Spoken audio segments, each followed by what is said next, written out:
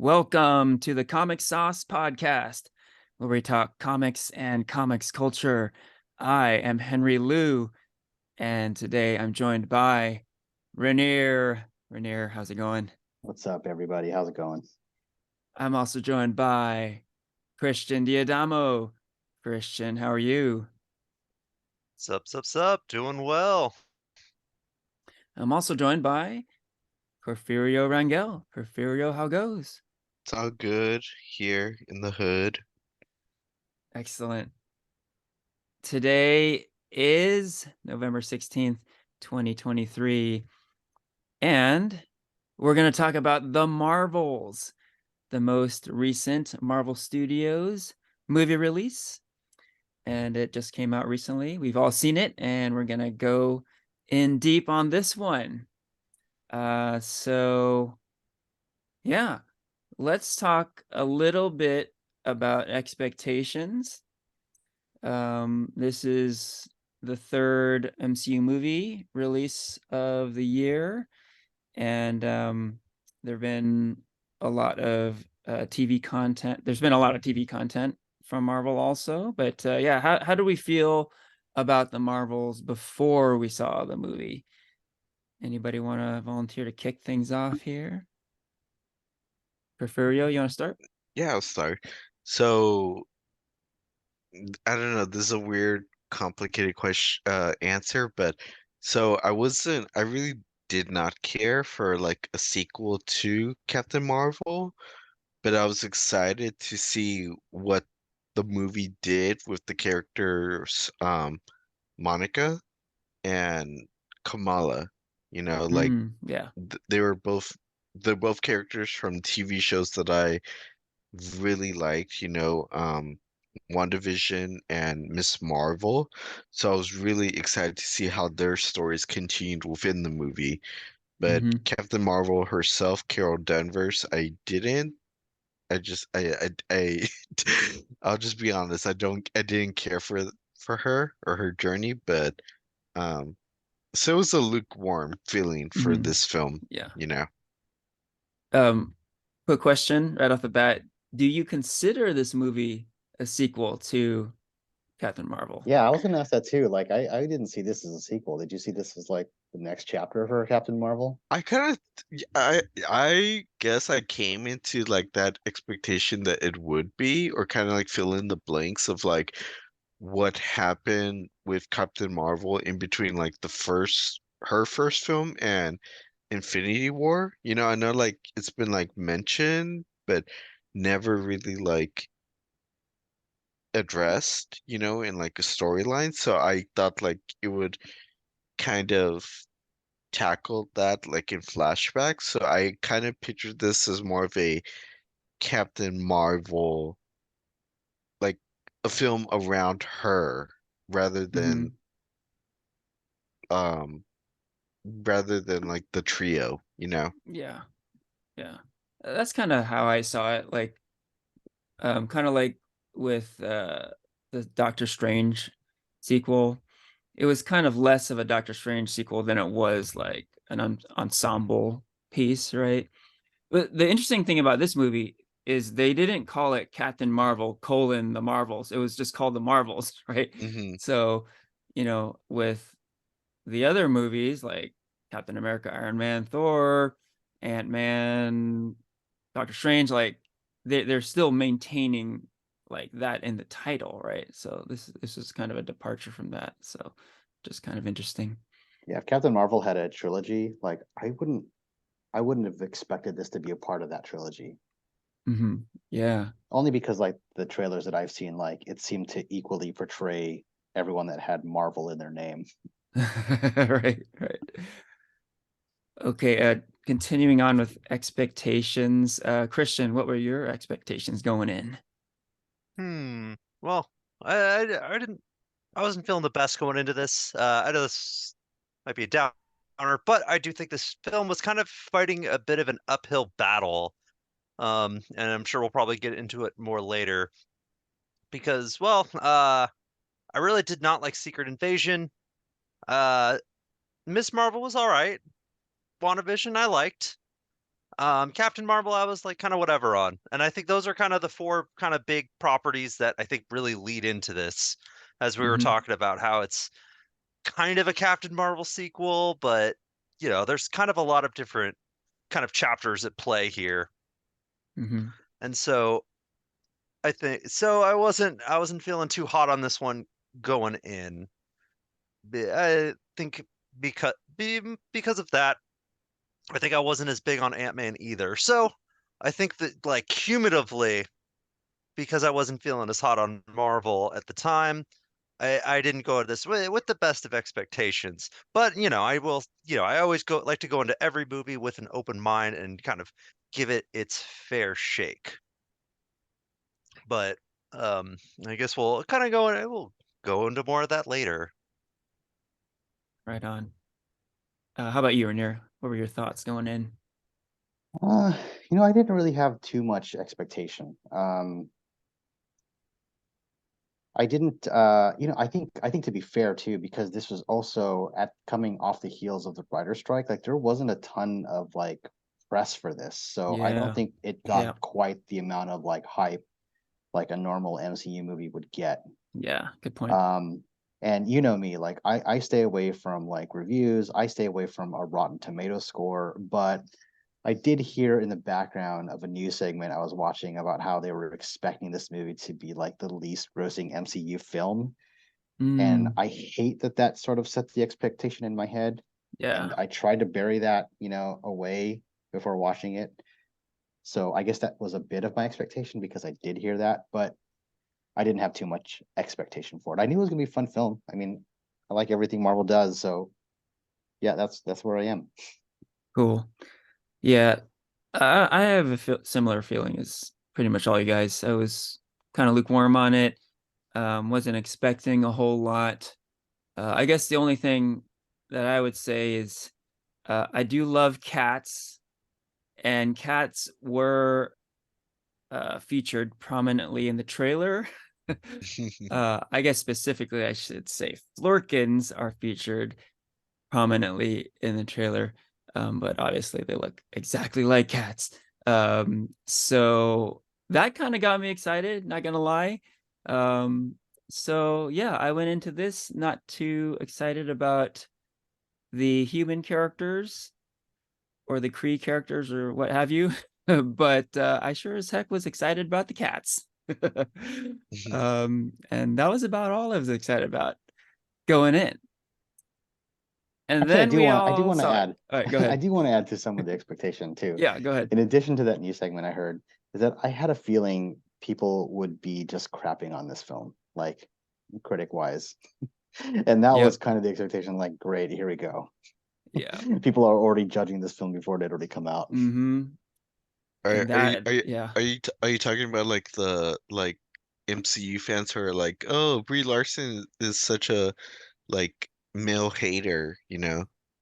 I mean, I think there's some remnants of that because when Captain Uh, Marvel's movie, even before that came out, like there were a lot of people that were criticizing how she didn't smile. Like yeah. something as Oh my God, yeah. minor as that. Like, are you serious? That's the one thing you're going to critique here? Like, Yeah. it's like they're just being overly harsh and setting a standard that's just unrealistic, I feel like. Hmm. Yeah. And sure enough, there was a lot of that hate when the movie came out for sure. And we can talk about that later as well.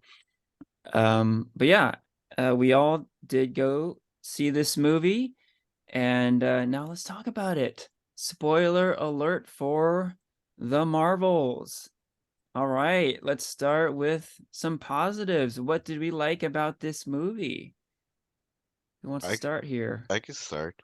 All right. So, like I said, one character I was really looking forward to was Kamala Khan, and I loved every scene that she was in. She should have had way more airtime. Like, she was just that fun, like geeky girl that I feel like was just I felt like that kind of spirit that I had, of just Mm-hmm. being very playful and joyful and just um fangirling out, like every scene she was like, Nick Fury, is this an audition? Did I get in? Yeah. And Yeah, and then even then, like, that innocence is shown when in like the serious scenes where she's fighting um like the Kree, or when she's trying to save the squirrels, she's like has like the spirit of like Peter Parker of just wanting to save everybody. And I really like that, like her her bracelet, what's it called? Bangle. Yeah, the bagel was Hmm. like a like that part of her was like an essential part to the plot. So really appreciate that, like they kind of in a way made her a vital character to the plot. Hmm. Yeah, just furthering on that, I also really enjoyed Miss Marvel in this movie. Iman Vellani is so good, uh, super likable, very funny, and yeah, uh, it's kind of like us Marvel fans are getting to see one of us in like an MCU movie, right? Like her reactions are like how we'd be feeling if we got to team up with Marvel superheroes, right? So yeah, I totally was digging it. Like she's great. And yeah, I wasn't the hugest fan of the Miss Marvel TV show, but she's so good in this movie, and like yeah, it's almost like it's the Miss Marvel character alone makes this movie worth checking out, I think. Yeah, like her energy is just so infectious throughout the entire movie. She just seems to be having so much fun. And I think it's like, oh, when she's having fun, it feels like you're having fun, you know? You're kind of on this adventure with her. Yeah. As she does feel like, it's like, oh, hey, an MCU fan becoming an MCU character. And I think that's great to see. Um, I also really liked her family in the movie. I really liked her mom. I thought they were great little side characters, and the way they kind of were worked into a bit of an action scene at the beginning of the movie at their house. Like her and her family just feel like really fun, but they also feel like really real. It feels like that could be you and your parents in a way. Hmm. So yeah, Right. Yeah, I do like Kamala's story. Like it's cool seeing her energy, the same energy she carried in the movies, the same energy she had in her Disney Plus series. And like Hmm. you really get to know her and her family, and I think that really comes through in the Marvels. I am kind of curious though to hear people's opinions of the movie that have not seen her series on Disney Plus. Um, like if it feels like it comes from left field, but because we already know her backstory, um, yeah, it's a fun sort of family connection, right? And like we go on this journey with her, and it's like we're seeing it through her eyes, as if we're meeting, Nick Fury for the first time or whatnot. Yeah, totally. Okay, yeah. So continuing on with positives, um, let me just chime in. Let me talk about cats now. So if you love cats, uh, is this movie for you? Well, um, there is a lot of Flurkin action in this movie, and Goose, is back. Goose from Captain Marvel is back. Um, but I have to be honest, based on the trailer and the marketing, Porfirio was mentioning marketing before we started recording, but they were really pushing cats hard with this movie, right? Merch and promotions and whatnot. And I was expecting a lot more cat stuff in this movie. And as it turned out, there was some cat stuff. There was one scene which featured cats very prominently. Um, and I think cat lovers will really enjoy that scene. But outside of that scene, not a lot of cats. I could have used more cats. to be honest. More cats. I thought they did a pretty Yeah. good job with Yeah, you know, putting in I cats can't like have it in the all. forefront. There was cat stuff, there's no question. But I just was wanting More. a little more, a little more. That's all I wanted. I mean, they So yeah, did save the day. yeah, I did appreciate that scene.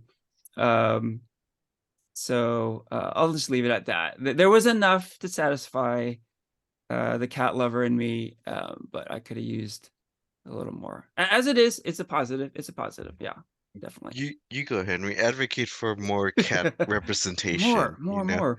And so Lurking yeah, in home planet. yes. Lurking in home planet. So Yeah.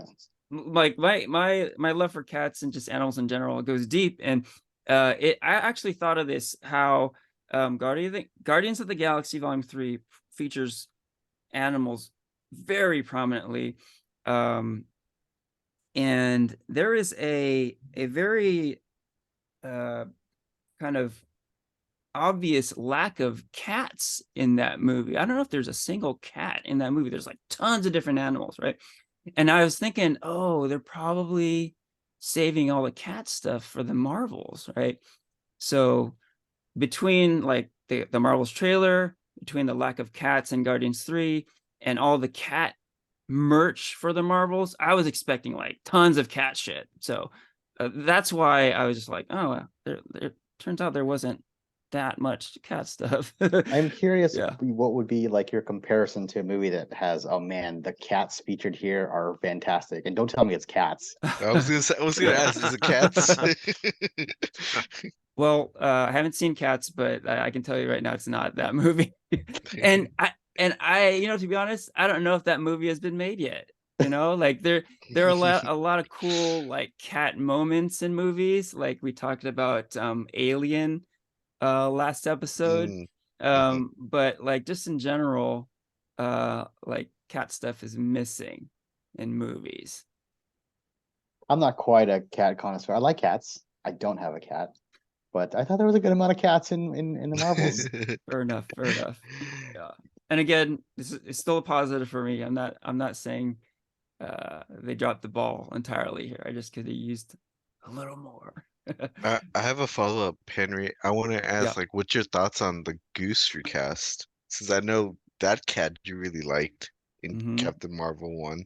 I had no Yeah. idea they recasted that cat. I guess that shows how much I know about cats.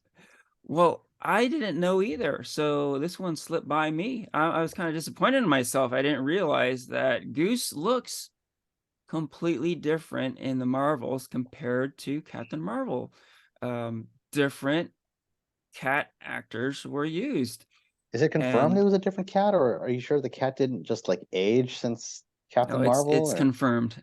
And if you look at like a side by side, it's obvious different cats were used. And then yeah, like there were some internet articles about it too. So it is confirmed. Goose was recast. Um, were people pissed off about that? I don't think so. Like if I'm focused so much on cats and I didn't even realize it, yeah, I don't think a lot of people like realized it, and certainly there wasn't like a big stink about it.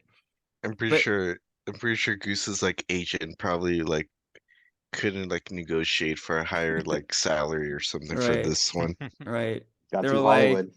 Captain Marvel made $1 billion. You better like up the ante, you know. And maybe they didn't get what they Maybe he was wanted. auditioning for the new Garfield movie. Oh, There there we go. you go. That's right. You had to put on a lot of weight for Garfield, and you know, So They were method. busy. They were busy. Their schedule was busy. Yeah. But to answer your question, Porfirio, like the fact that I didn't realize it until after the fact, it tells me like, okay, it wasn't that big of a deal. But in retrospect, I gotta say that doesn't sit that well. Like to have Goose look so different in this movie, it's just odd. It's very odd. Now going back to the fact that Goose Goose is a Flurkin, not a cat. Maybe you have an excuse for that. Maybe Flurkin's appearance changes over time. Um, They're just making excuses. Yeah, that's a pretty thin excuse, right?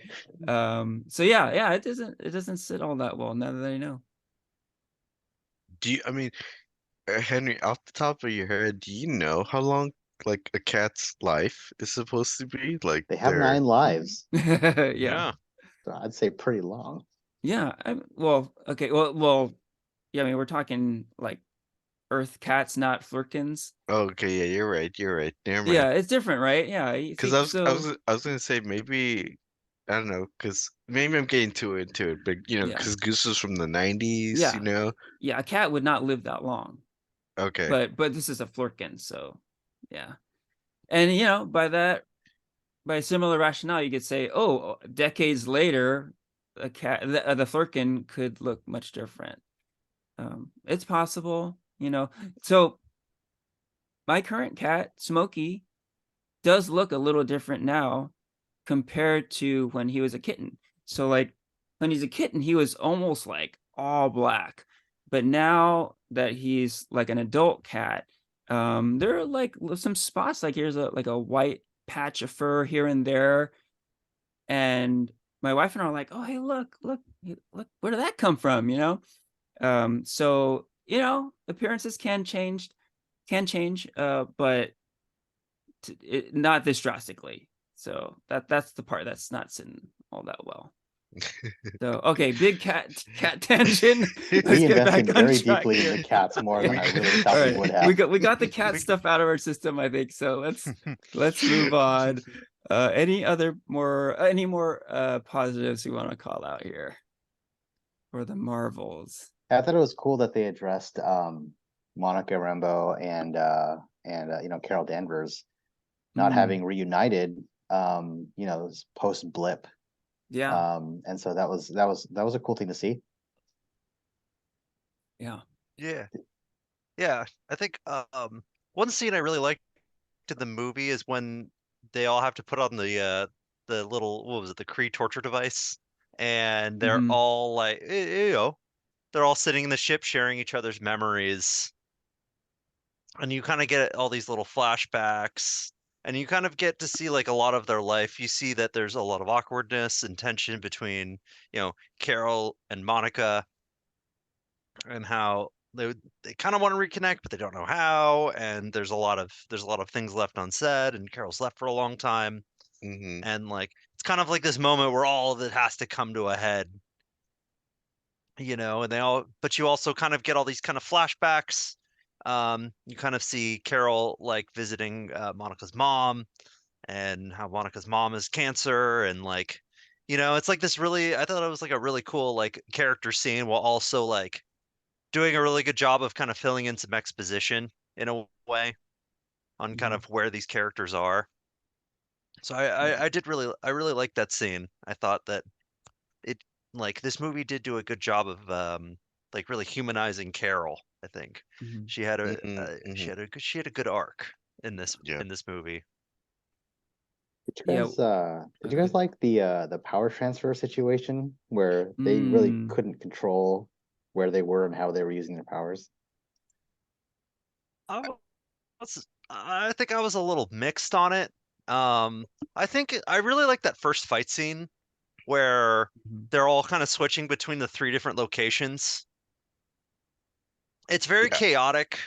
Yeah. I'll admit the power transfer didn't always work the way you thought it would, because it seemed like they used their powers, but it seemed like to have a bit of a cooldown. And so it wasn't exactly every time they switched, which I was okay with. Um, and I thought that was really cool. Eventually, it does get a little bit like, all right, I'm a little over this, kind of towards Yeah. the middle. Although I kind of Yeah. liked how, kind of towards the end, once they kind of mastered what they were doing and they were able to control it, um, I thought that was kind of cool. How they were like towards the end when they were able to like switch between when they were kind of fighting Dar-Ben at the end. Uh, Mhm. I like that. So parts of it, yes, parts no, for me. Yeah. Yeah, I kind of agree like with Christian. I think like I was not it wasn't my favorite thing in the beginning. Like I had a very like warm feeling to it. But then like once they like, started practicing and mastered it, I think it was like some of my favorite like action scenes of like the MCU this year. Just seeing them like work together as a team and just be like dun dun dun. Like I thought those like action scenes and the editing were like really some of my favorites for sure. I like how it realistically addressed that Miss Marvel can't fly and Mm-hmm. that Captain Rambeau learned how to fly. Right. Just learned. Right. Yeah. Yeah. Yeah, I'm kind of on board with you guys. Like at first it was kind of cool, but then like, yeah, like you were saying, Christian, like around the middle is like, oh, we're still doing this. And it is confusing at times. But then you realize like, yeah, it's kind of like um the challenge that they have to overcome. And there's like this cool montage where they're practicing cool Beastie Boys song. And yeah, in the end, they do master it. So in the end, I think I was okay with it. I think part of the reason why they did that too is because I can imagine Captain Marvel saying, "Hey guys, chill. I'm going to take care of this." And it forces them to work together, right? Yeah. Hmm. All Yeah, right. it does kind of put like a bit of a damper on Captain Marvel's powers a bit. Yeah. I mean, she's super powerful, right? And in the early Yeah, she goings, the probably other could have two soloed are, Dar a bit. yeah. But yeah, early Oh, on, she could have ended the they're, movie like in the first like 15 minutes. Yeah. yeah, we've So seen what she can do. mhm. I think she was trying to solve the political aspect of it first before like the actual functioning way to fix it. Yeah. Okay. Any other positives you want to call out before we move on to negatives? Hmm. Well, I kind of want to take this a little bit back to, I guess, Captain Marvel and Brie Larson, because I will say that, I did actually like her in this movie. I think she had kind of an interesting arc. I don't think they fully kind of got there in the movie, but I like this idea that you have kind of on one hand, you have Miss Marvel who idolizes everything that she does, super fan, like like kind of unhealthy at times. Mm-hmm. You also have this other kind of perception of her as the annihilator from the Kree because she destroyed the Supreme Intelligence Hmm. and completely causes major civil war and like completely destroyed their society Yeah. because she was mad at what the way they controlled her for many years. And of course, the real Captain Marvel is kind of somewhere in the middle.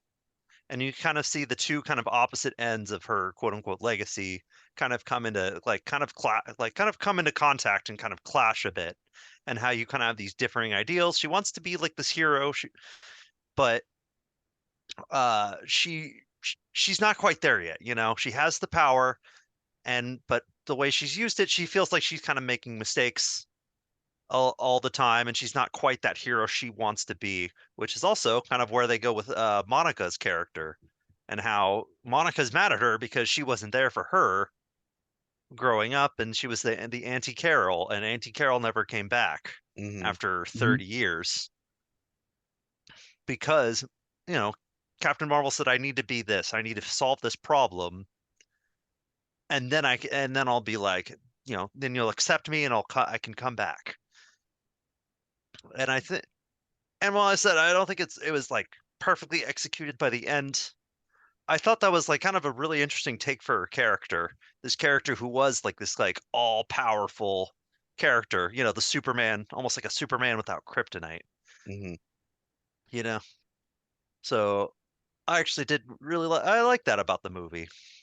I thought that was a cool, interesting, like kind of take on her. Right on. Um, yeah, I would add, we were kind of debating, is this really a sequel to Captain Marvel? And the probably the primary argument for it being a sequel is the Carol and Monica relationship, right? It goes back to the friendship that Carol had with her mom from the first movie, and like those moments Carol had with the very young Monica in that movie, right? So in a lot of ways, their relationship in this movie is a continuation of that story, right? So yeah, I think that's probably the main thing you could point to if you are arguing for it being a true sequel. Yeah. Mhm. So go ahead, Porfirio. No, I was just gonna say, like, are you guys done with this? Because I wanted to say a different positive. Go for it. Oh, yeah, go Like, for it. I guess, going back to Kamala Khan, I really fucking love that scene. I think like towards the end of the movie where she becomes kind of like the new Nick Fury when she's like Mm, recruiting for I can't tell if she's recruiting for Young Avengers or Champions, yeah, we can you definitely know? talk about that. Yeah. Like, because I know in the comics, Miss Marvel was never part of the Young Avengers Yeah. um comics, but like that's all we've seen so far in the MCU. But I know in the comics she is like the leader of the champions. Yeah. But none of those characters have been shown. Like, the champions is like composed of like um Miles Morales and Vision and um Amadeus Cho. yeah, Amadeus Cho. But Mhm. so I don't know what they're gonna do, what direction they're gonna take, but I just thought that was freaking hilarious. And Kate Yeah. Bishop being there with what's his name? Do you guys remember her dog's name? Oh, Lucky, I think. Oh, the Lucky? pizza dog. Yeah, the pizza dog. I just thought it was hilarious. I was like, oh my gosh, finally they're setting this going into the Young Avengers or Champions. I loved it. Yeah, I thought that was a cool cameo. I was not expecting that at all. Yeah. Yeah, I was thinking we'd talk about this later, but let's talk about it now. So this is the last scene of the movie. It's not a mid-credit scene or a post-credit scene. It is the last scene of the movie. Kind of surprisingly, like Ranier was saying. It features Kate Bishop and Kamala Khan, and it's supposed to be like a mimic of the Nick Fury recruiting Tony Stark scene in Iron Man, right? And it's really funny. Yeah, it's like Kamala is like doing like a Nick Fury impersonation almost, and I she's think she's wanting using to like the same recruit. dialogue, right? Yeah, it's almost Yeah, I like think word it's for like word. word for Hmm. word. Word Yeah, for word, yeah. it's really funny. It's like tongue in cheek. Um, and yeah, it's like it's clearly like her wanting to start like a young superhero group. And like Porfirio, like you're saying, like it's kind of unclear what the team's gonna be because in the comics, Kamala Khan is not part of the Young Avengers. She's part of a different young superhero group, the Champions, right? So what is this group going to be? We'll see. They do make reference to Cassie Lang, right? Cassie Lang, yeah. Scott Lang's daughter. Hmm. And then but that's it. Like otherwise it's just speculation. Like presumably um like Patriot could be part of this team who made an appearance in Falcon and the Winter Soldier. Yeah, Patriot, Um America, America Chavez for sure, Wick, potential. Wiccan and what's his Speed? Wiccan and Hmm. Speed. I was thinking about those two. Like it seems like they're not going the superhero route after what Wanda has gone through, but I guess that's potential because in the comics, yeah, they are in the Young Avengers, right? Hmm. Um, Everyone talks about how Miles Morales in the MCU is an eventuality, so he could end up on the team. So I don't know. General thoughts about this scene? What do you guys think? Well, really fast, Wiccan has already been casted? Oh, they have. Really? Yeah, he's been did you guys ever watch that Netflix show Heartstopper? Mm-mm. No. It's like a like little queer romance like that's between like two queer queer boys in Britain. One of the actors, John Locke, he was cast for a mysterious role in the Agatha TV show, but Mm. he's been like dropping hints on his Instagram that he's Wiccan, you Oh, know. Set casting oh. announcement as official as Pedro Pascal being Reed Reed Richards. Richards. Uh not a rumor. I mean like it's official, like that casting like he's gonna be in the show. Like that's official, but like what role he's gonna play has still Mm, been like for speculation, but everybody knows. Like he's been dropping hints on his like social mm. media ever since he's been announced that he's gonna play Wiccan, you know. Oh, And interesting. again, it's Agatha, the TV show. It makes sense, you know. Hey, what are your But guys' Oh, thoughts on the that mid-credit scene with Oh, Beast and the X-Men at the with bottom? we'll definitely get into there. Why don't we Mhm. finish on this scene? Um, yeah. Is it leading up to Young Avengers? Is it leading up to Champions? Something else? What do we think? like, part of me is wondering, like, they mentioned but like, would Peter still be that age, like, roughly to fit in with the group? Because he just graduated high school. He's Mhm. 18. Right. He's by Ooh, himself, you know? very possibly. Would they put in Spider-Man? Although I don't know if how much Tom Holland would be signed on to do more movies, of course. Mhm. And of Yeah. course the deal is always changing between Disney and Sony on that, but mhm. Yeah. like he's I guess yeah, he's technically, he's young, he's an Yeah. Avenger. He's in the age range. He could Yeah, but he be. probably he's far and away the most experienced, so he could almost Mhm. be like their leader. I Yeah. think it would be more realistic for him to make a cameo than it would be part of like the actual team. Yeah. That makes sense. Yeah, Because they probably I want could to see highlight that. more characters. That's probably what it's most likely going to be. And I think they're going to go to the new. They'd probably go the new Avengers route only because Avengers carries a heavier brand name. Makes Mhm. sense. Yeah. I would just wanted to add that it seems like a really odd choice to make this scene the last scene of the movie. It seems like it would have worked a lot better as a mid-credit scene Hmm. or a post-credit scene. It's super jarring that all of a sudden Kate Bishop shows up in the movie. Like this is the movie, right? It hasn't ended. The credits have not rolled, and all of a sudden you see someone you haven't seen for the whole movie. I don't know why they decided to do that. It's very odd.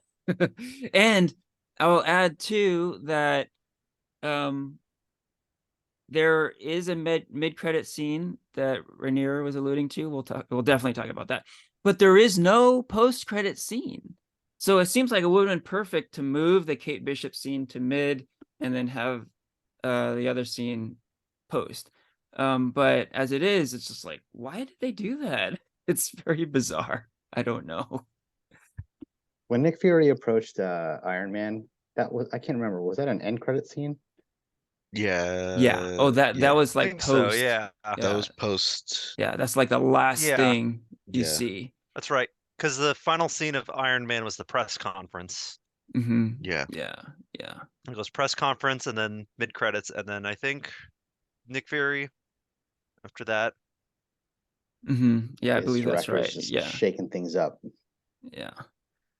You Yeah, know, and that fits. Like that scene doesn't really have anything to do with the movie you just saw. Nick mhm. Fury's not in the movie. There was no talk of forming a super team, Avengers or whatever. So it's extraneous. So they left it as like a post-credit scene. So same thing here. But they chose to have it be the last scene of the movie, which is like, what? Yeah. Yeah, it was a little jarring. Yeah. Yeah. Yeah. So I don't think it felt that jarring. I mean, it was a cool surprise. I was pretty stoked to see Kate I Bishop. I wasn't was, expecting yeah, it. totally not expecting it. Totally, yeah. Can you imagine if the MCU just stopped doing mid and post credit scenes completely? Yeah, people would be If upset. people will be upset because they were like, "Wow, I waited through like the whole credits, and it probably take them a few movies to like really catch on. Like, Yeah. I waited through the credits for 3 movies, and I've got no post credit scene. What gives? Hmm. Yeah, we And don't I'll care about these probably people watch the listed in this next movie. credits. Yeah. I guess I should note, yeah, there is no post-credit scene in this one, but there is a little like Easter egg at the very end. You guys catch that? Like at the very end of the movie. Uh, Was it like some audio thing? Like yeah, they, yeah.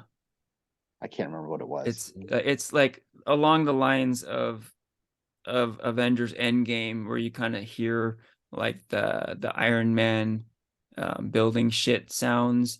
This one you hear uh what sounds like a flirkin at the very Yeah, end. yeah, Yeah. it's not, yeah, okay. Yeah. Uh-huh. Oh, I don't remember that. Oh, no, I missed that. Yeah. So, okay. Why don't we move on to negatives? Anything we didn't like so much about this movie? Hmm. All right. Well, Um, okay, go ahead, Christian. yeah. What did you want to go for it? The first one? No, please, why don't you start us off? Yeah, I'll start it off. I mean, I'll start it off with I think my least favorite character in this. Darben, I thought was probably like one of the weakest Marvel villains I feel like I've ever seen in a Marvel movie. And I think and it's kind of sucked because like it's been a complaint of like a lot of Marvel movies, and I felt like they really stepped it up, because like Ant-Man, you still had Kang. Everyone loves Kang. And then Guardians 3 had such a great villain too, such a great villain that you were like really satisfied. Whereas this feels like it takes like a few steps back, where it feels like she's kind of barely in the movie. It's like I said, like Captain Marvel could probably just solo her if she didn't have the power swapping. hmm She has Ronan's hammer. She feels like too much of a copy of Ronan, who was already a pretty kind of lame and generic villain. And her motivation, like she was kind of getting somewhere, I thought, with her motivation of like, well, Captain Marvel blew up the Supreme Intelligence, and like she was like kind of a bit more radical and fanatical, of kind of supreme leader of the Kree. And it was like they were kind of getting there, but she doesn't really have a lot of screen time in the movie to really develop her. And hmm so like you're kind of just I don't really care. Hmm. So Darben, I think, is kind of the first negative of the movie that I could think of. Yeah, I do agree. Just real quick, yeah, that was exactly what I was gonna say. Like a very forgettable villain, like not interesting, not really dangerous, or like like a huge threat.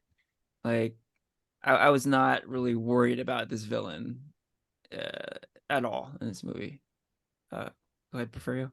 no, like I agree with both of you guys. I think like it sucks because I think there was so much potential with the villain. I totally saw where she was coming from. She wasn't like a villain who was like, oh, I want to like take over the universe or anything like that. She was more had like a like radical agenda of just wanting to save her home world of the Kree. She Hmm. was trying to Yeah. get resources of them, like sunlight, water, air. So I I feel like with like enough character development and enough like screen time, she could have been like another like Killmonger, kind of like a villain you understand where they're coming from, but they're a villain. But the way they made her character to be just totally like forgettable, and it just sucks. And I think what sucks even more is like just because like I'm like far into that MCU book that we read, Henry, Hmm. and there was just like behind the scenes in Marvel Studios, there's just always been like a lot of pushback for like female villains because they believe that like nobody cares about them, you know? And I Yeah. feel like they're going to use this as an example to be like, this is why we don't do female villains, you know? Yeah. Yeah. So, um, it just sucks. But I think she had a lot of potential to be a very good, memorable villain. Yeah. Yeah. Yeah, as a villain, I don't think she had a huge wow factor, but like it was interesting to see where she came from. And she did have that line about how like when something along the lines of like, when there was no leader, the only people that wanted to step up were people that just craved power. Mm-hmm. And like she decided to be the person that stepped up, and then ultimately when she realized that Captain Marvel actually had a solution to the problem, she let that get to her and became the villain that she said because she was really trying to help her people, right? But she ended up becoming that person who wanted to grab that power. Hmm. And I thought that was Mm-hmm. interesting. And it was interesting that she had the matching bangle to Miss Marvel, for her to be able to wield that power. Um, well, I can't remember. Does Miss Marvel now have both bangles? I think she does. Yeah. I'm really curious to see what she's going to be doing with that. um, but I think the villain was made. I think that was by design, and I think the real villainy here was the conflict that like the Marvels had amongst themselves. That like, well, especially with Captain Marvel, about her really being the villain to the Kree people because she's the one that destroyed their planet. Mm-hmm. Yeah. Yeah. Just as we're talking about this, it just makes me think about how this movie it's kind of like what I'd call light entertainment. It's a fun movie, but it's not like super thought provoking. It's not hard hitting. The fact that the villain is kind of not memorable and is not like she didn't feel really dangerous. I think that's all kind of by design. It's kind of meant to be just like I said, light entertainment. Um, so in a way that's a positive. Like you can watch this movie and not feel like it's like an escape, right? You don't have to think about like day-to-day shit in the news and just like dark and dreary stuff. But yeah, on the flip side, yeah, it's you're not going to be overwhelmed with like huge emotions one way or the other, right? Just it's kind of light and fluffy, and it's just kind of fun, right? But um on that, but I also think yeah. that like not every villain can be Thanos, not every villain can be Loki. Yeah. Like there's got to be some fodder in there to lead up to the bigger one. Yeah. Yeah, that's true. That's true. Yeah, I Because mean, there is evil outside of like the grand evil. Like there are still mhm, other levels of evil that exist. yeah. Yeah. Good point. And I would say for a movie like this, you don't want to have like a Killmonger type villain, right? Um like I said, that they're going for a certain vibe, a certain tone, and like a really like I don't know, ultra violent, ultra dangerous villain. Like they didn't want that. They weren't going for that, and they shouldn't have gone for that. I think, but that's not to say they could have. Not to say they couldn't have had like a more impactful and memorable villain. Yeah, I'm with you guys definitely with that. I Okay. think, yeah, that's a good point. Because I do really love Guardians of the Galaxy, which does have Ronan. Who I took a bit of a dig at it earlier, but I think, and he's kind of bland, barely in the movie, and in more of just kind of your stepping stone to Thanos. Yeah. And I think where he works really well, like he kind of needs to be that kind of bland and forgettable, because Mhm. Guardians is really like heavy on its team dynamic. Hmm. It's really about How does the team come together? We have all these different kind of more. They're definitely much wackier characters, and they all kind of have their own thing, and it's kind of a bit of a comedy. So Ronan kind of almost works as like the straight man Yeah. against all of the Guardians, you know? So there's kind of a bit of that, like, there's a bit of that dynamic going on. Yeah. Mm. Yeah. For I sure. think. Whereas, you have a character, you also have a character, say, like Killmonger, who's very, one of everyone's favorite MCU villains. Everyone loves Killmonger, but like he's hard hitting. He's like very philosophical. He's got like, you get into kind of his head and kind of what he's thinking. Yeah. Yeah. And I think those are kind of your two, um, like, the two different kinds you can kind of have. Yeah. But I also think the MCU kind of falls a little too hard into the Ronin category, And I Mhm. think after a while, you don't really want to see one type of villain too often. And I do think that's a bit of the problem with Darben. It's not only that you have a villain that's just kind of like lame and generic, it's just that it's like, oh, it's another lame and generic one. Yeah. It's like, oh, I've seen this 1,000 Yeah. times. This is Right. like, you know, and so you kind of want that, especially because you've seen it before. You've seen the Yeah. MCU do these great things with villains. You saw it in the last movie, Guardians Mhm. Volume 3. Mhm. Whereas you see this and you're like, ah, man, did she just really rip off the plot of Spaceballs here? Stealing atmosphere. Oh, man, I Yeah. wouldn't say she was not threatening. I think Henry, you made that comment. Like she didn't Mhm. seem dangerous. I mean, she was trying to steal Earth's sun. Yeah. She was trying to Yeah. obliterate that Earth. is true. Yeah, she Yeah. did. And Right. you almost gotta wonder, like, did she just completely destroy that singing planet? Like they never go back to the planet, I but she always just That I, planet's wa- completely gone. I was steals their totally wondered atmosphere. that. And Uh-huh. so she could have just destroyed an entire planet. Right. Yeah. Yeah.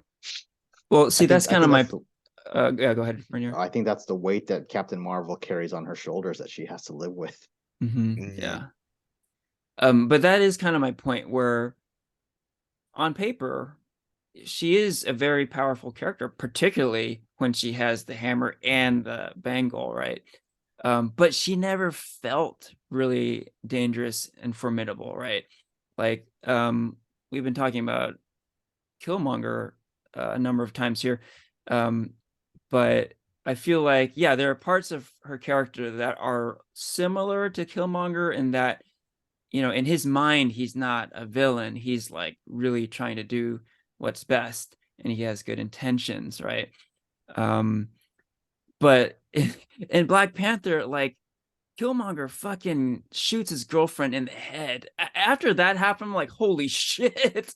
Like this guy is like a complete loose cannon and like this guy is capable of like anything, right? He is dangerous. He is a huge threat to T'Challa and the people of Wakanda, right? I never got that sense of danger with this character. Like I said, clearly they weren't going for that, right? But yeah, it has to be said that I never felt that danger. Mhm. And as long as we're talking about villains, like I was thinking, like, okay, clearly they can't go for like a Thanos or Killmonger style villain here. This is a much different movie, right? This is a lighter kind of movie.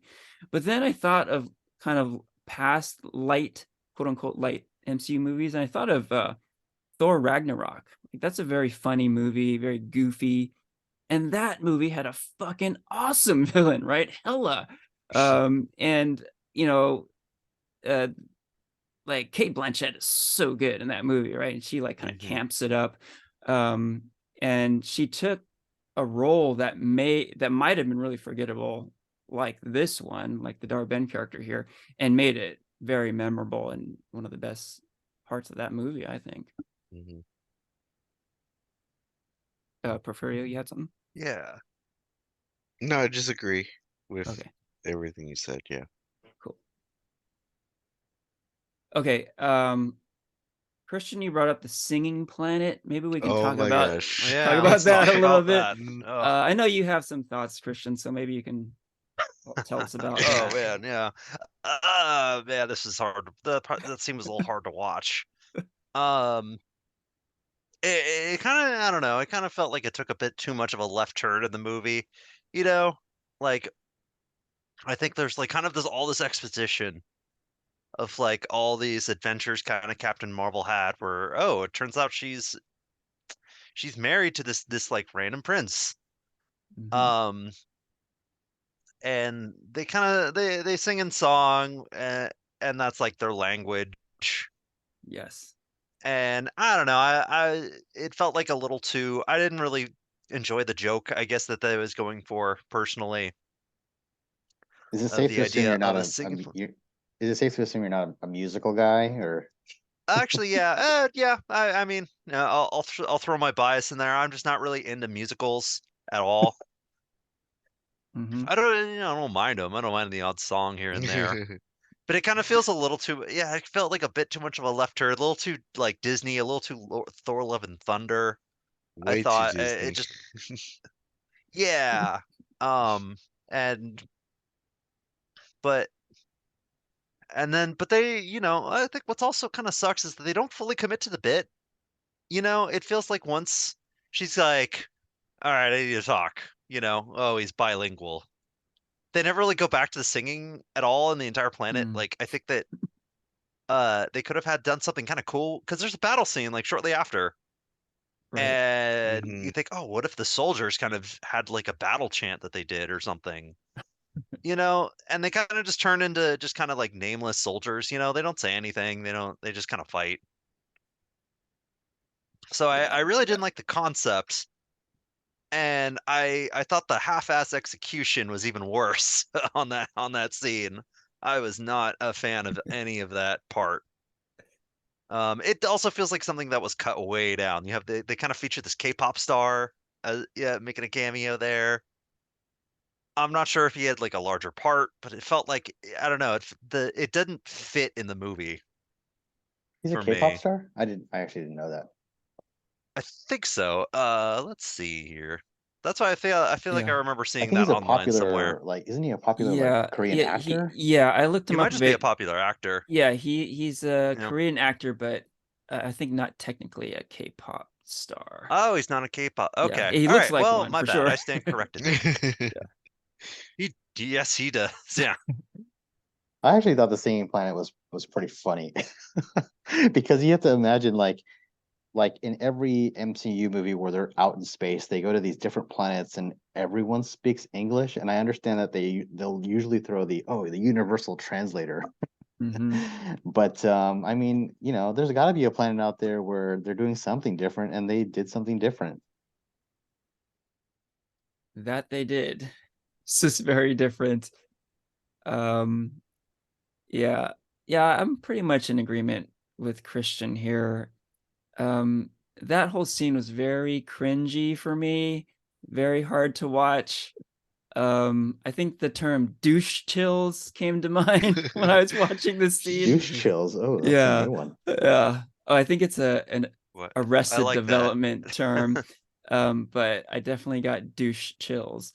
Um, yeah, I know it's comedy. Comedies always hit or miss. It'll work for some, like Ranier's, and not for others. Um, but yeah, yeah, like it has to be said that um watching this movie overall, like I've been saying, it's a fun movie. It's light, it's fluffy. I was having a good time. This scene almost just like ruined the experience for me. I was like, what the fuck? And like it kind of keeps going. Like it starts off with the singing. I'm like, okay, that was kind of goofy and silly. Let's move on. And they just keep doing it. There's more singing and more singing. I'm like, what the fuck? They're still doing it.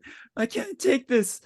Um, and I understand what you're saying, Christian, where they do end it kind of abruptly, and it's sort of like, oh, that's it.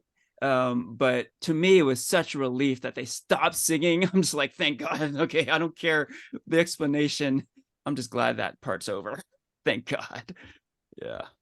No, I agree with you guys. I think the singing was just like I was like, oh, this is Disney. Wait, this is way too Disney for me at the moment, you know?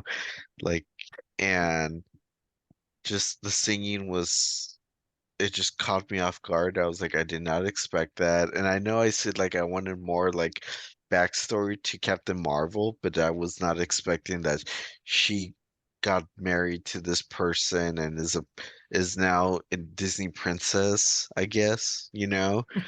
Like, and then, when they started battling, I was like, okay, this could totally be something cool, but then like, they get teleported to another planet and even like I forgot who it was, but they're like, oh, that we left them behind. And then I think Carol Danvers is like, oh no, they can handle themselves. And but like you, Henry, I was like, I was over it. Thank God they left that planet. Like I was just like I was Yeah. You know, yeah, like I was saying, comedy, it's for some, not for others. And then musicals, same thing. It's not for everyone. And if you're a fan of musicals and if you enjoy the scene, that's all good, right? But I know I'm not alone here in that scene was very hard to watch. mhm. All right. I think they did that by design. Hey, like I know there are people who enjoyed the scene, and Good for them. yeah, good for you. And hey, You mean like good for me? good for you, specifically you. But like I could see if you are a fan of musicals, you might get a kick out of that. Sure. Yeah, I just don't think I judge that part too harshly. It's like, oh, okay, it's a planet that sings. That makes sense if it's in that world. Okay, they sing, so they Yeah, sing. yeah, yeah. And we always complain about Marvel kind of doing the same thing over and over again. This is clearly something different. They rolled the dice a bit. Didn't really work for me. But hey, they tried something different here. Okay. So that was a pretty crazy bonkers scene. There is another crazy bonkers scene. So I talked about the Flurkins earlier.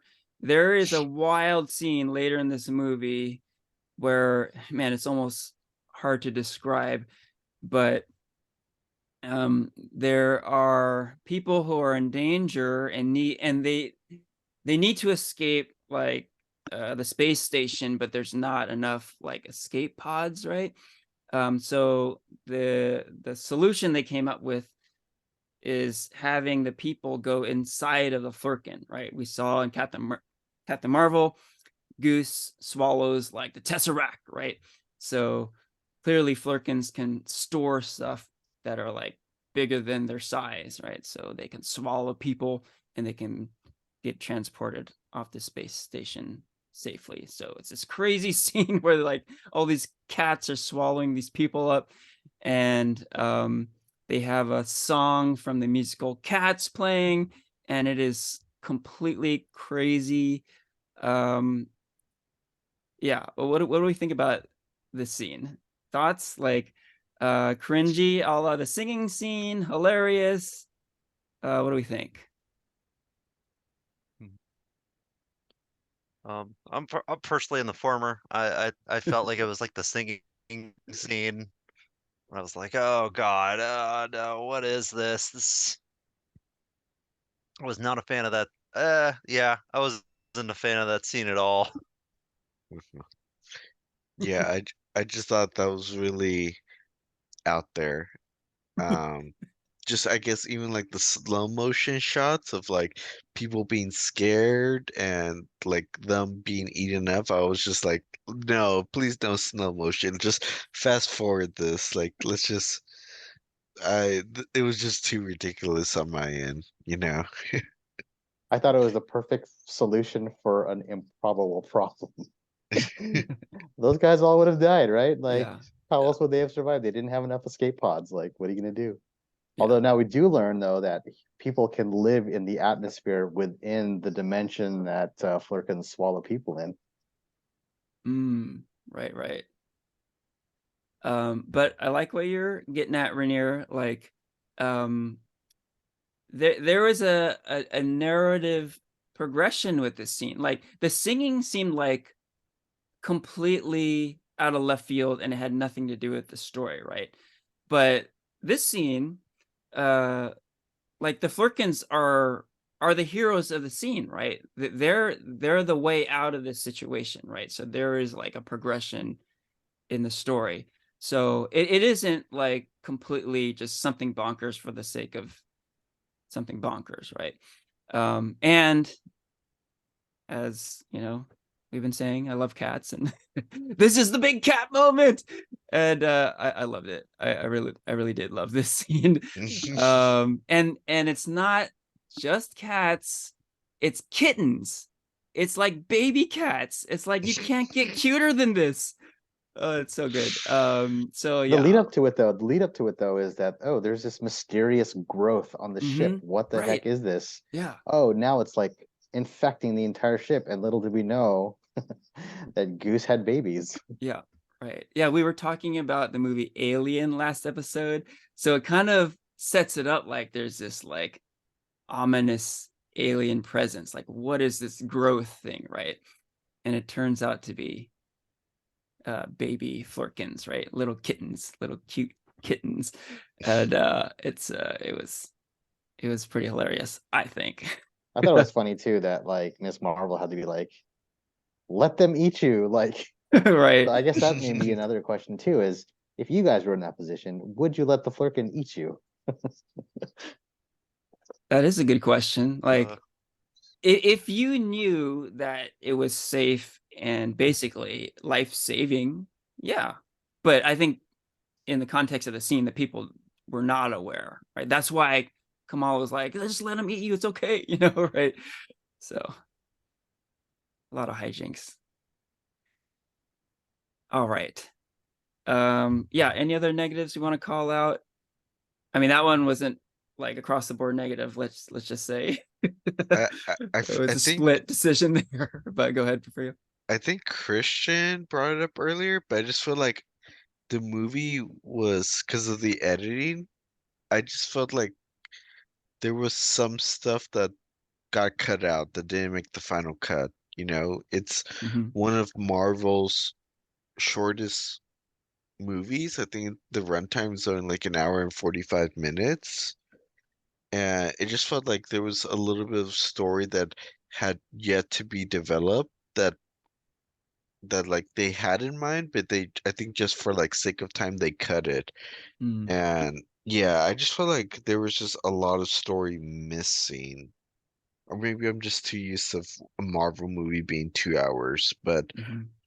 I don't know. For me, I just felt like there was something about it that was missing based off like the edits. What Mm-hmm. was the runtime? Was it was less than 2 hours. Yeah, Yeah. 145, I think. I think it's the shortest MCU film. Hour 45. Yeah, exactly. yeah, I definitely agree with you. It definitely feels like there's like a good amount missing from this movie. I would love to see like a director's cut that hopefully, like adds 30 minutes to this movie. Because there's this Mm-hmm. whole plot about Carol in the past, blowing up the Supreme Intelligence. Not really seen in any other Marvel movie. It's kind of like thrown in there as exposition, as well as like Darben's whole plot. It feels like there's always like all these little pieces missing because there's kind of like a little too many subplots. Hmm. Mm-hmm. Mostly because it has to like kind of follow up like 4 or 5 different projects, and so yeah, like it does feel like it's over like way too quick. There's no resolution, as we say, to that sinking planet. Did they all die?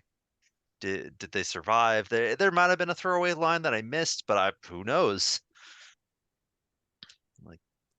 Um, like Darben just kind of shows up. How did she get the bangle? I also think the movie could have had a little bit of a retread of kind of what happened in Miss Marvel and WandaVision, like because like they're two Disney Plus series, so they're not part of the movies, even though they're part of the MCU. So like who is Miss Marvel? Who is Monica Rambeau? How did she what's this witch hex she's talking about? I don't know. Do Hmm. you guys think they needed some of that, like a bit of a refresher on those No, I think at they all? I think they want people to subscribe to Disney Plus and watch those Right. series. Go find Oh, out yourself. Go yeah, pay true. for it and Find watch out, it. get the Yeah. subscription and watch these and see who they Right. are. Yeah. Wait, you asked that question about how Darben got the bangle, right? Is that what you just asked, Christian? Yeah, well, I mean, you kind of see her just kind of pick it up on a planet. And there might be some exposition later, but like there was so much missing with Darben that could have been added. Hmm. Like, it would have been nice to have another scene with Monica and Captain Marvel kind of talking things out a little bit more. Maybe another scene where y a little bit like on the end, um, that kind of helps kind of pad the resolution a little more.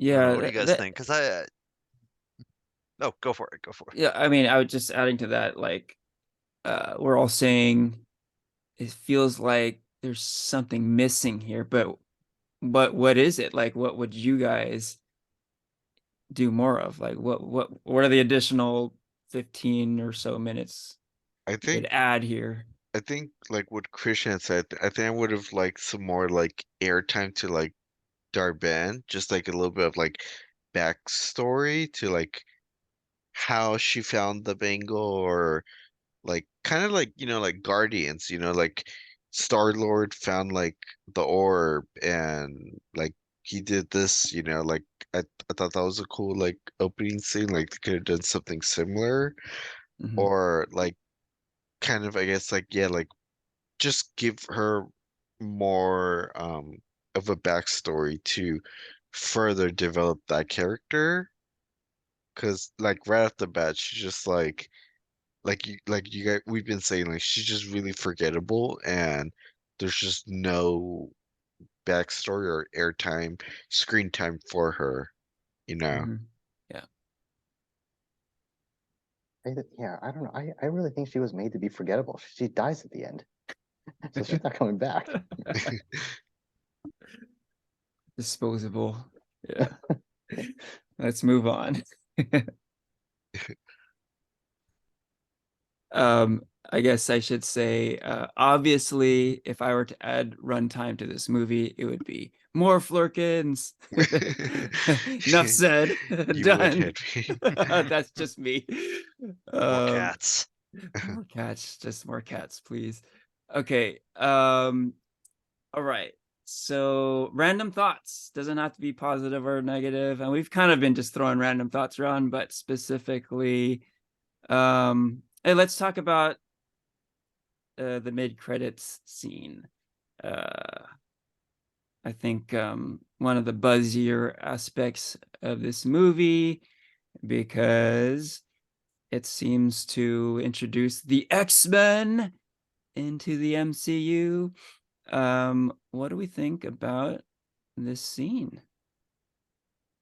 Thoughts? I screamed when I saw that. I was pretty excited, not gonna Yeah, lie. yeah. Okay, so what do we get here? It's Monica in an alternate universe, and In the Fox universe. seemingly, right? Because she wakes up and her mom is there, Maria Rambeau, but her mom doesn't recognize her. And come to find out that it's Dr. Hank McCoy, the Beast, who is there with her. Hmm. Um, and he makes reference to Charles, who is clearly Professor X. Mhm. And we even see like the metal X doors in the background, right? A Mhm. la the Fox universe of X-Men, as you were saying, Porfirio. So a lot of questions, right? So what came to mind to me is that the big question about the introduction of the X-Men into the MCU is how are they going to do it, right? If mutants exist in this Earth 616, how come no one knows about mutants? No one's talked about mutants. A mutant hasn't appeared through all this craziness that has happened. Well, it seems like they're explaining it here that the X-Men are going to be introduced into the MCU through a different universe, right? Seemingly. Yeah. Or is this just like a nod to that universe and like the quote unquote real X-Men, the X-Men of the MCU are going to be introduced in a completely different way. And this is just like a fun little Easter egg, one-off kind of thing. I don't know. What do you guys think? I have I'm gonna answer that in like two parts. Go ahead. I was pretty excited again, like that we're seeing like the Fox X-Men being introduced because this just sets up like, like the tone for Secret Wars, of like all these like character Marvel characters from different projects being all together. We're having Deadpool 3 come out next year, and there's like a lot of rumors that there's like, Fox property X-Men characters in that film. Mm-hmm. But then two, it just kind of I think Rainier, you've brought this up before about like when Marvel makes these kinds of projects, does it have to connect with like the MCU?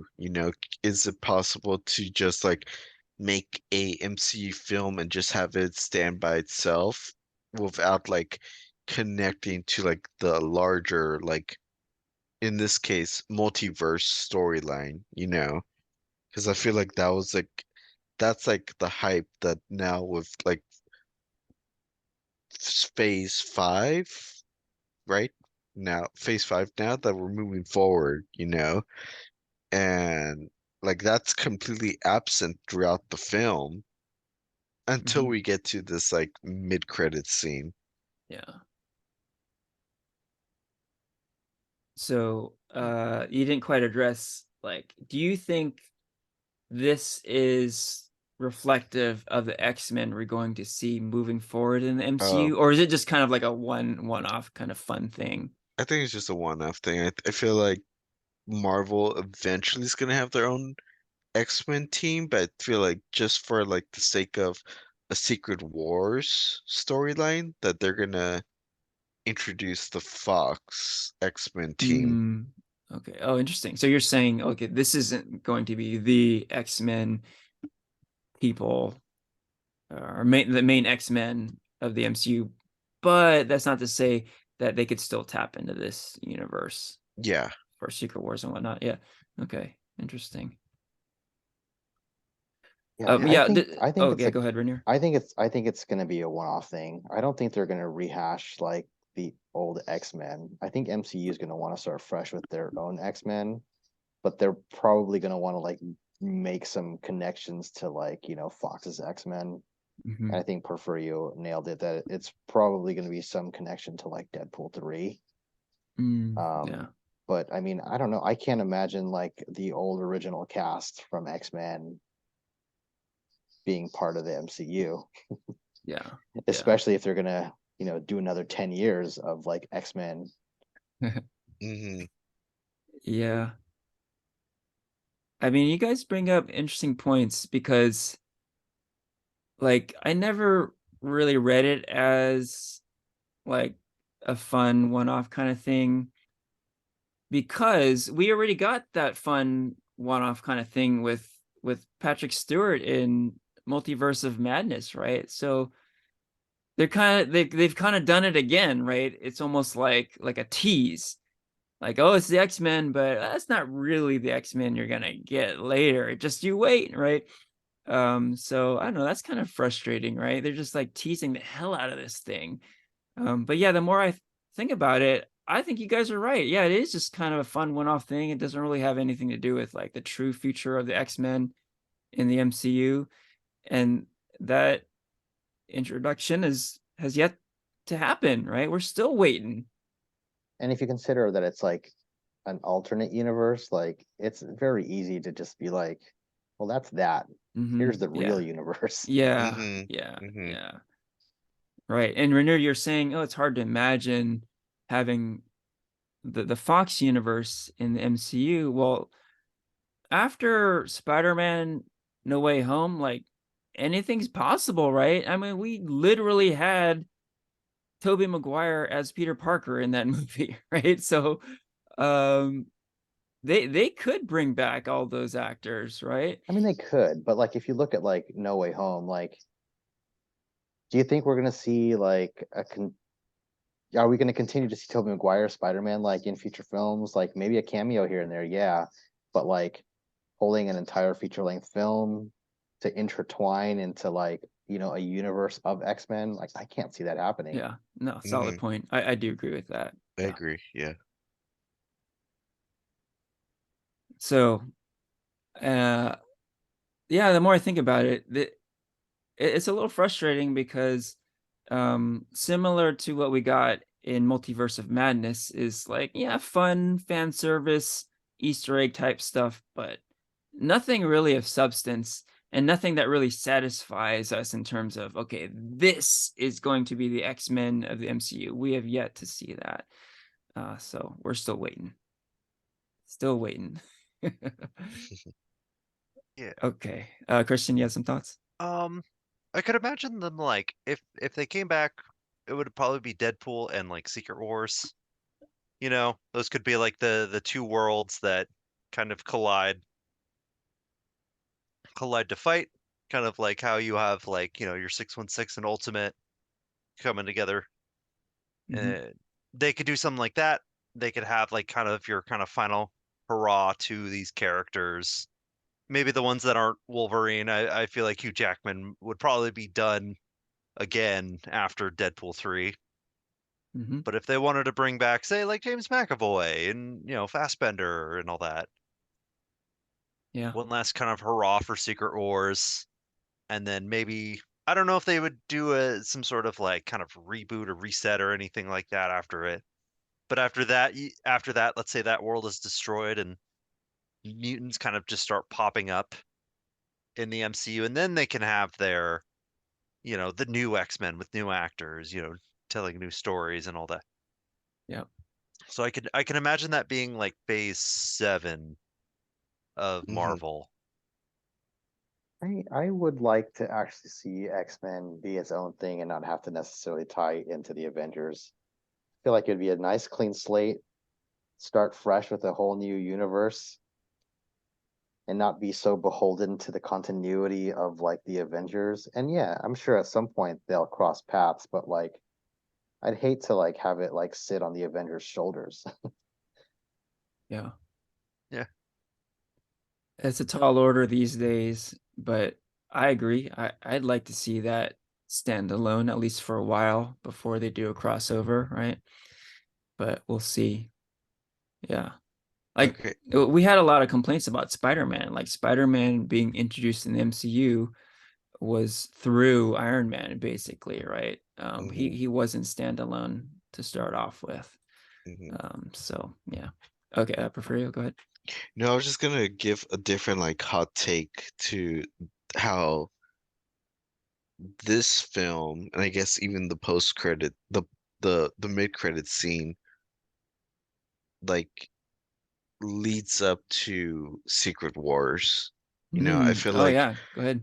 I feel like Miss Marvel's bangles, that's like a key component to like why all these like different universes are gonna just like intertwine.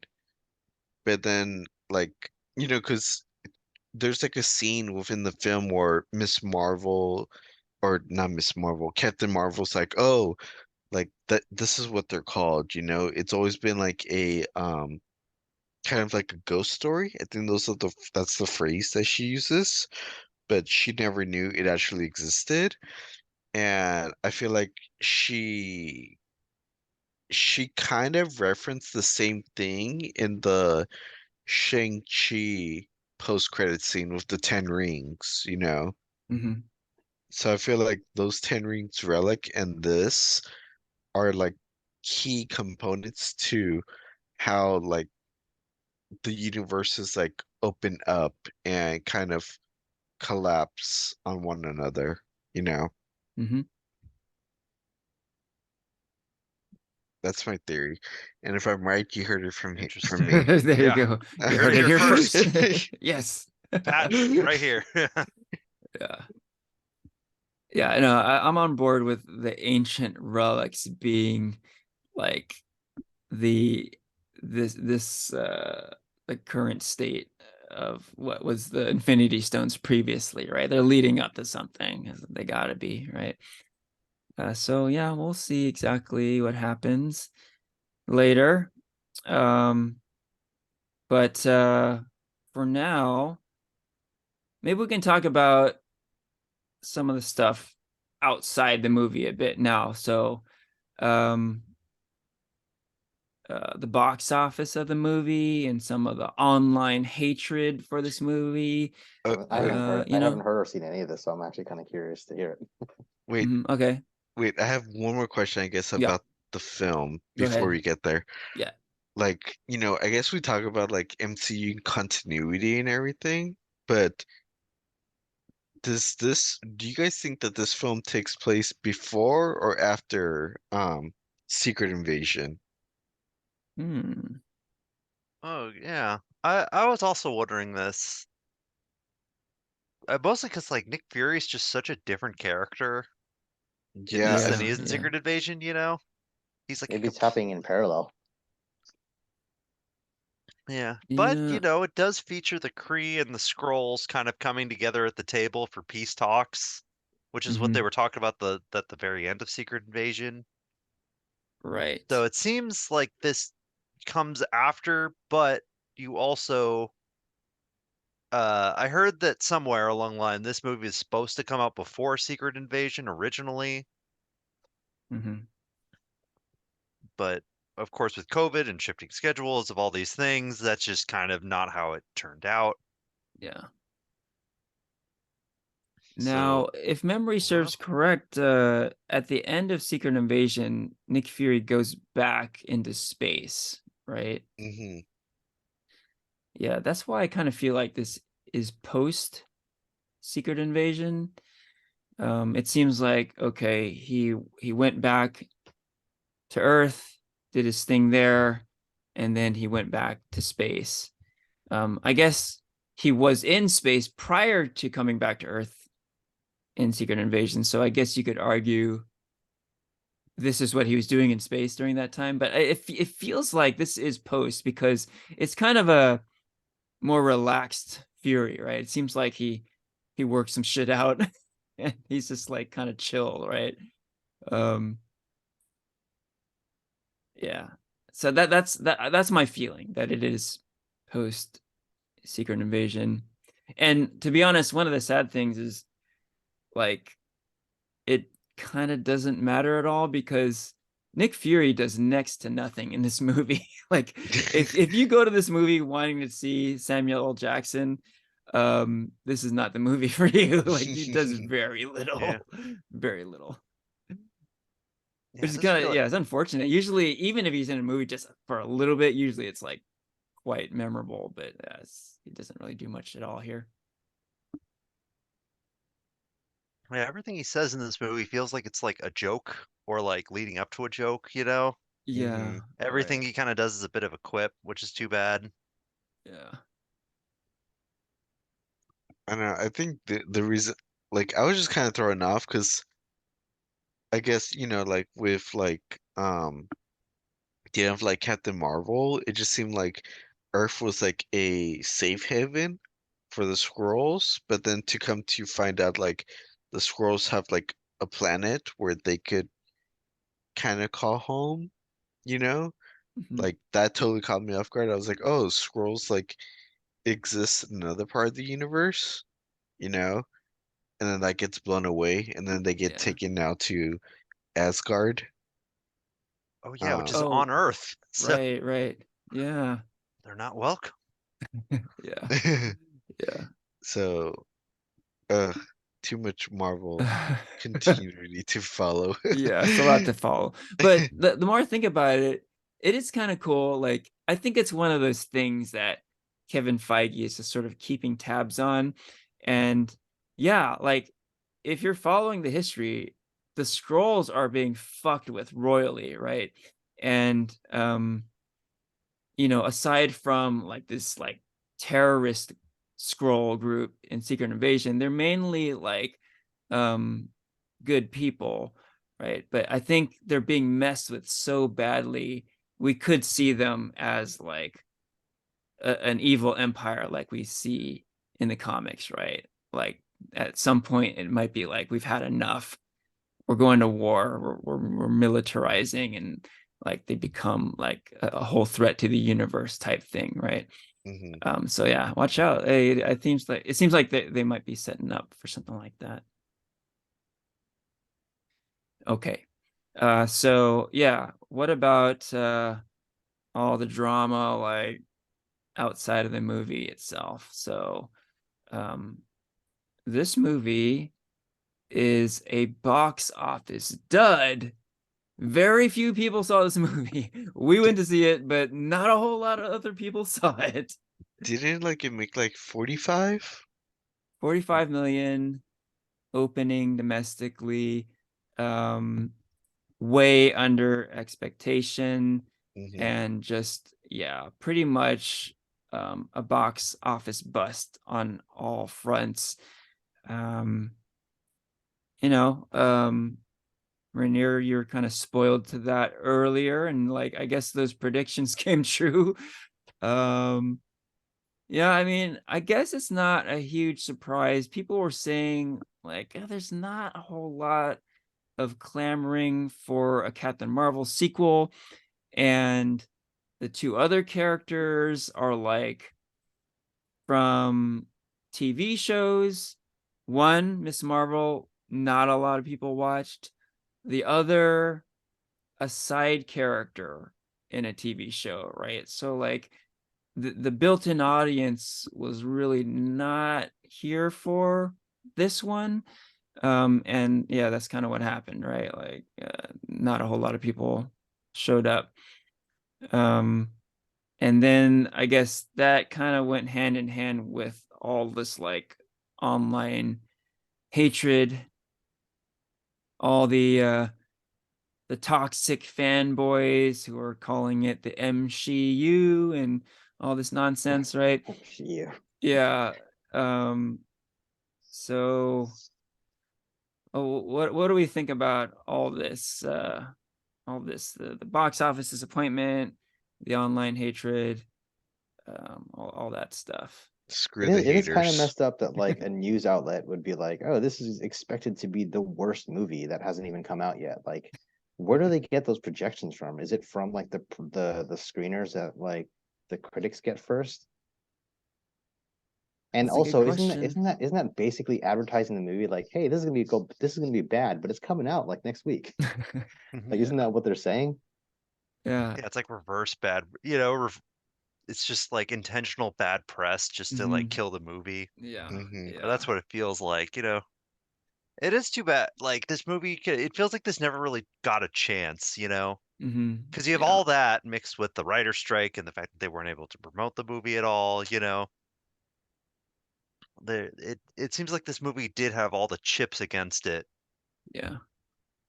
What's all the other comments that like the internets have been saying about it? Like, I don't know. Have you guys been following? I mean, from my uh, understanding, it's all the typical bullshit that you might expect. Yeah, Yeah. Yeah, a lot I of typical bullshit. I think it's just like yeah, like the same hate that the first one got. Hmm. Yeah. I don't like such and such character. I don't like Brie Larson. I don't. You Yeah. know, those kind of nonsense posts. Why is Marvel trying to like? What's with their feminist agenda? Right. Yeah. Hmm. They're trying to make this woke stuff, shove it down our throats and everything. Yeah. Isn't that like a bigger like Disney issue that people are saying? Hmm. Yeah. Yeah. Yeah. Which Yeah. More of the same. More of the same kind of sentiment, I guess you could say. mhm. Like the other thing I think I've seen online, kind of take it, I guess, in a bit of different direction. I think, you know, we've definitely talked about that superhero fatigue, Yep. and it almost feels like, oh, I think a lot of people say, well, I didn't really watch those shows. I didn't really watch Secret Invasion or Miss Marvel. I just watched WandaVision a long time ago, and I think I'll just wait for this to go to Disney Plus and later on and watch it then in 3 months. I think they were, and then they probably see like, this there's not a lot of hype behind it. It didn't really seem like a big event. Hmm. Oh, it wasn't like, say, like Spider-Man, which did extremely well across the Spider-Verse, where it felt like an event. I wasn't really sure where I was going to stream it later, so, well, I better go check this movie out at the theater. I think that got a lot of positive buzz. Oh, I really like Spider-Man. I really like the last Spider-Man movie, No Way Home. I should go watch this one too. You know, Spider-Man was always kind of in the general consciousness. Whereas like Captain Marvel, it's like, man, you really never saw her much outside of like after Endgame. She had like one little cameo in Shang-Chi at the very end, and that's kind of it. Mm-hmm. I guess she did have a little bit of a cameo in Miss Marvel at the very, very end to tease into this movie, but you Mm-hmm. never really saw what she was up to. And that was what, like that was 2019, so over the last 4 years. Yeah, I kind of like in that same aspect that you're saying, Christian. I think it's just like I know it's not like quote unquote a Captain Marvel sequel, but I feel like it's like a project that probably folks didn't really care for or Yeah. want, you know? Yeah. Yeah, yeah, it feels a bit of like it's almost like the burden of, I think, the cinematic universe has kind of fallen a bit on this movie. Because Yeah. like, well, I don't really want to do the homework, Mm-hmm. so I think I'm good.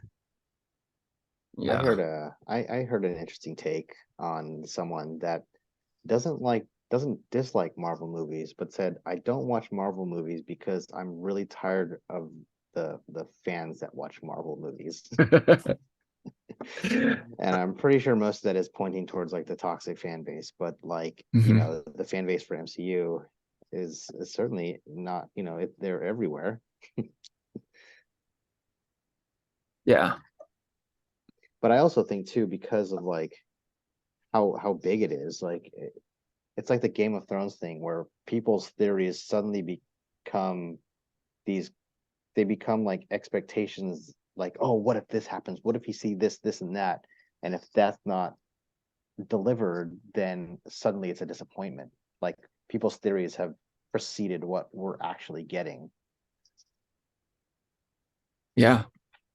No, it's for real. Like a lot of this stuff we see online actually like comes true, right? Like there was like uh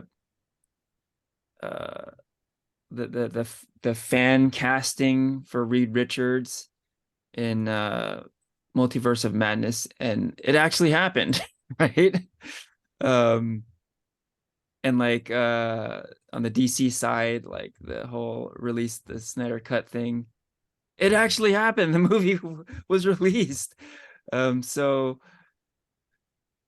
like it's almost like, oh, all this wishful thinking can come true, right? So um there's just more and more of it. And when it doesn't happen, yeah, there are oftentimes some angry fanboys out there, right?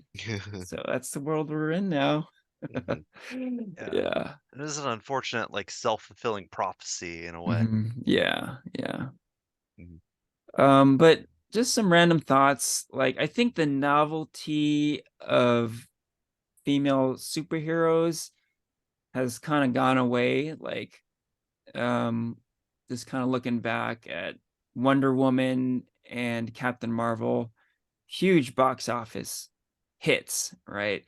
And when those movies released, yeah, there was a craving for female superheroes.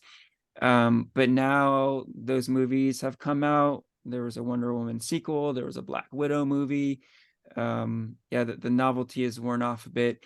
And yeah, like, I think if they're gonna do it, it's got to be something like people legitimately want to see. So I think the idea of a female superhero team is great, but the team of Captain Marvel, Miss Marvel, and Monica Rambeau, like, it's not the first female superhero team that people are clamoring for, right?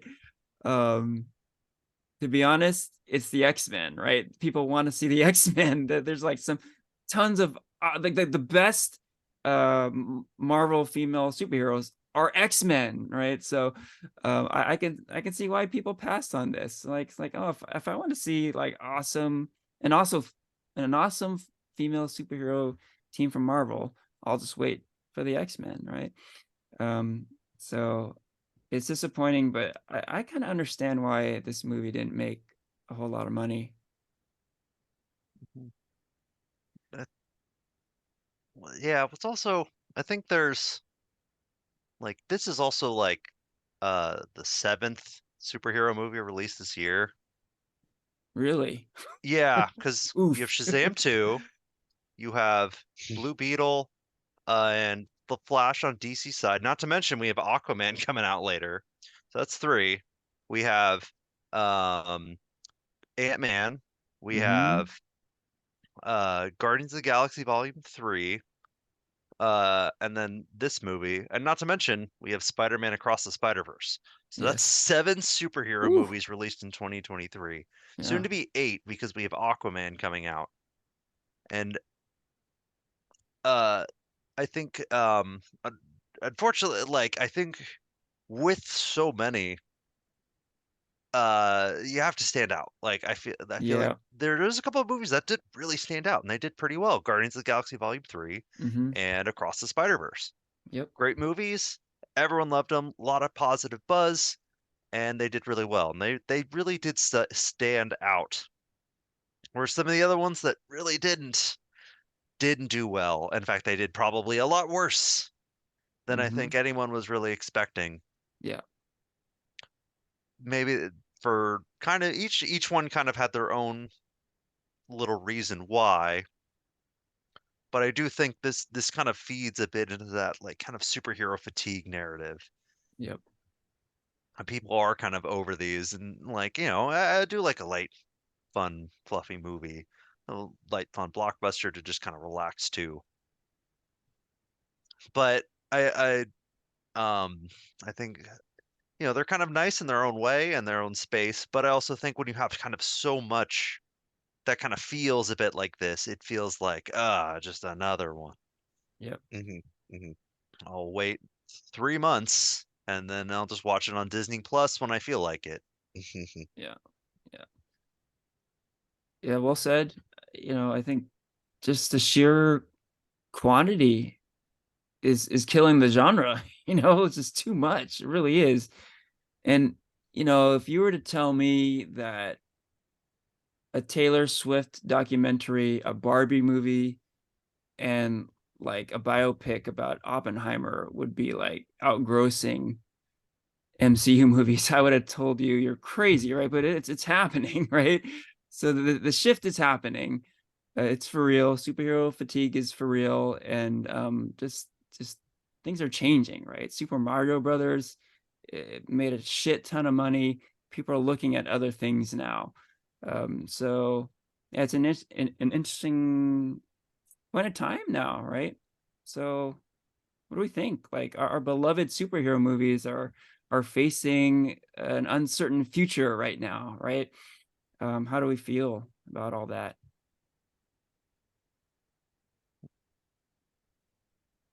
I know it's definitely a complicated kind of like set of feelings, where you love these movies, you love these characters, and I think it's great that every character, whether you know them or you have no idea who they all kind of have their time in the sun. Yeah, yeah, Everybody gets their day, you yeah. know, down to your kind of Z-list tier characters. And some have really kind of risen out of that and kind of have some like big new fan bases. And I think that's great to see, especially because when, growing up, there was kind of just Batman for a long time throughout the Hmm. 90s and maybe a few others. And so, but, I do think, I wouldn't mind personally if they did scale back. Yeah, You know, I think next year is going to be Deadpool, and that's it as far as we know. yeah, for Hmm. Marvel, right? And For Yeah. so Marvel. for just Marvel, I don't think DC really has anything planned. Of course, no one's going to go watch Madam Web. But DC doesn't really have anything because they're kind of getting ready for their big relaunch, and of course, with the writer strike, everything has halted, and I think that's good. I think that a pause is good, and that maybe we can return to these with and a few new fresh ideas. I'm not I'm here for the long haul, so I'm not giving up on this genre, Hmm. but I do think maybe another pause is in order. Yeah, I 100% agree that scaling back is a good idea. I'm not giving up on this genre either, but it could certainly use some dialing back. Like it really is too much right now.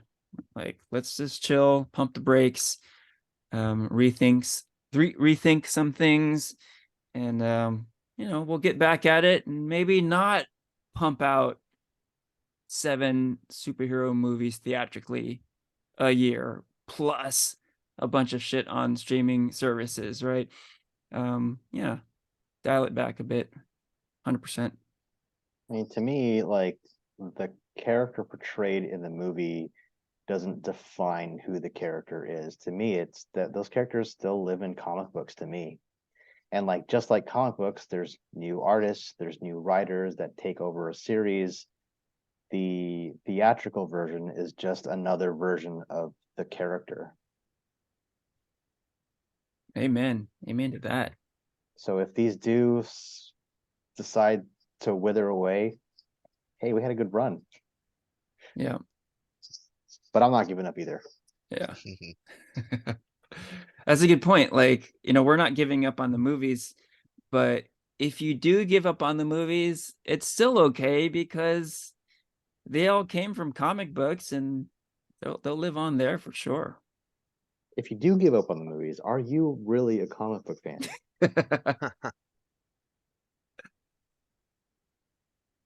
Well, if you're a comics reader and you don't like the movies anymore, yeah, hey, it's almost like you're like a true comic fan.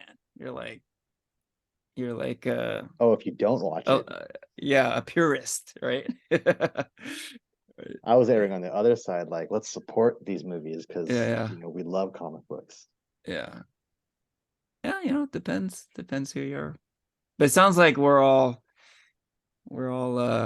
staying on the train till the wheels fall off, right? With the movies, right? Who knows? The wheels may never truly fall off. Yeah, right. Good chance, even if it does scale back,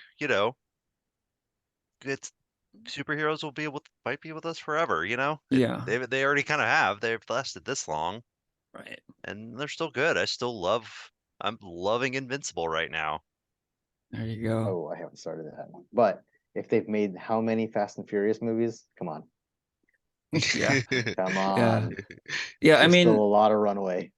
like Hollywood is cyclical, right? There was a period of time where westerns were like every other movie that came out was a western, right? And it seemed invincible, seemed like there was no stopping westerns, right? Everything, comes to an end at some point. And yet we'll still see westerns every now and then come out, right? So yeah, I agree. The superhero genre will never 100% go away. Um, in movies and TV, but yeah, it does look like there's a shift happening right now where there's a lot less emphasis and other things are being looked into. Like maybe a fun thing is like, what is the next big thing? Like superhero movies were really the big thing for the last, 15 or so years. What's next, I think right? it's video games. Video games. Yeah. Video games, toys. Video games and toys. That was my thought as well. Yeah. I mean, just with Super Mario Brothers and Barbie, it's like, okay, the writing is on the wall, right? And I can tell you right now, like all those IPs are being looked into by Hollywood. So yeah, we'll see. All right, so let's get on to our ratings.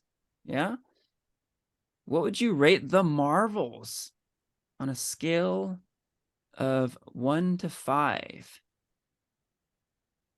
Who wants to kick it off here? I'll go first. All right. I gave it a solid 3 out of 5. You know, it's a really fun movie. Definitely has its faults, but it's still a movie that I would still recommend to folks to go check out in the theater and support that box office bomb. It's a fun movie, like it's cute and yeah, I enjoyed it. Right on. Who wants to go next? I guess I'll go. I'll go next. I'll have a bit more of a cynical take. Um, because I was kind of teetering between like a 2 and a 1 for a while. But honestly, talking about it, settling in on it, and like thinking about the movie, I'm actually gonna go with the 2, 2 out of 5. I think the movie does have a lot of faults, like a lot of faults, and there are some parts where I did check out really hard, and to be honest, it does feel unfinished. It feels like I watched 2/3 of a movie. But I do gotta say that there are some parts I did very genuinely enjoy. I think that Miss Marvel is great in the movie. I kind of liked a lot of the ideas of where they were going with Carol and with Monica, and some of the action set pieces were fun. I had fun with this movie, and and it is kind of light and fluffy. It has its place within the Marvel canon, and I do think that it is very much weighed down by the cinematic universe. But the parts where it shines, I thought it really does shine. So 2 out of 5. Right on. How about you, Ranier? So I'm on the complete opposite end of you, Christian. I'm teetering between a 4 or 5. Because Hey, the all thing is, right. I'm here's the thing, glad. like I'm Mhm. not like I'm not expecting perfection, but like what is perfection, right? Like I enjoyed the movie. It was fun. There was action. I watched it with my family and my girls loved it. And we all watched WandaVision together. We all watched Miss Marvel together. So we had some background going into this movie and it was entertaining. It was we had a good time. Um, and I don't think I walked away thinking, "Oh my God, I can't believe they did that," or "This was awful," or "I didn't understand this. Why did they put that?" I didn't walk away with that feeling at all. So I enjoyed it. So I'm somewhere in that range. Of course, 5 I think is too perfect. So I don't know. I'll give it a 5. Sure. Right on. Yeah, I think I'm in agreement with a lot of what you guys have said.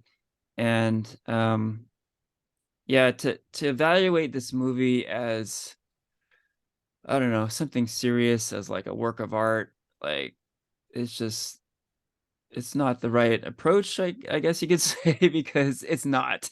This movie is by no means a work of art. Um, it's light and fluffy popcorn entertainment, right? On that level, it does succeed, right? I think we're all saying to varying degrees that it's a fun movie. So yeah, if you want to escape for an hour and 45 minutes, this is a movie for you, right? There's a lot of terrible shit going on in the world right now, and I totally understand where you just want to escape, and like the Marvels is like that kind of movie, right? It's got cute cats, it's got musical numbers, it's got a lot of comedy, and it's light. It's just it's palatable, right? Um, that said, yeah, like it doesn't really push the envelope on anything, right? It's not really thought provoking in any way. Um, it's not like one of these social commentary kind of movies. It's not interesting in that way at all. It's just light and fluffy.